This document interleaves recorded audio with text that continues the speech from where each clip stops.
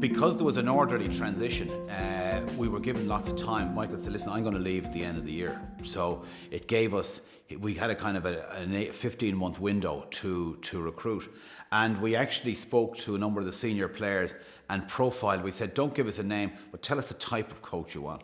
And they were interested, and they said that they didn't want a has-been. They didn't want someone who'd been there, done that. They would much prefer to work with someone who was actually on the way up, young, energetic, enthusiastic. So that gave us a kind of profile of what we looked for. Guy Easterby was kind of said, there's a guy we knew about Vern Cotter in Claremont, but there was a guy called Joe Schmidt. So we did research on this guy and found that he'd had a good track record.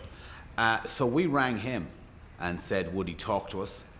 I'd spoken a fair bit to Jono Gibbs and relied upon what Jono, the feedback Jono gave me. Richie Murphy gave me some really good insights about the younger players. He'd been involved with the academy and was now stepping up to a full-time role with the senior side, and Guy Easterby as well, who'd been both a player and was now involved in management. So that they were really important in sort of establishing a little bit of an insight.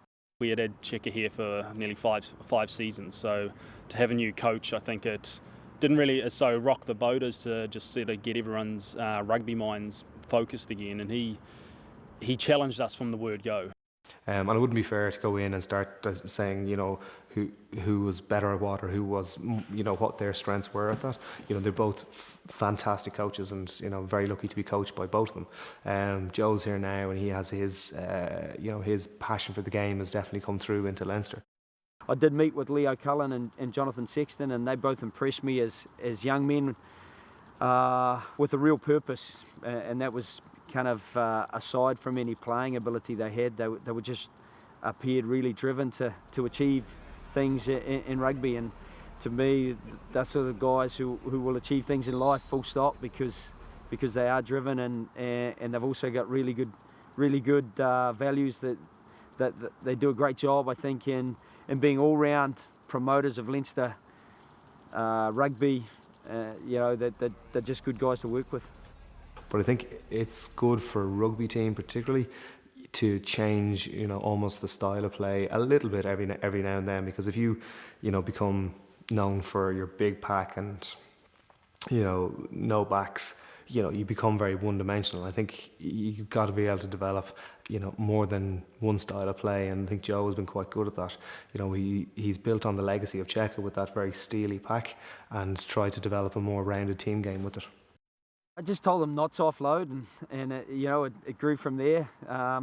They just enjoyed it, and the more I told them not to, the more they did it, and it emerged from that. But to be serious, I think when you start to have faith in a system, you know that somebody's going to be there.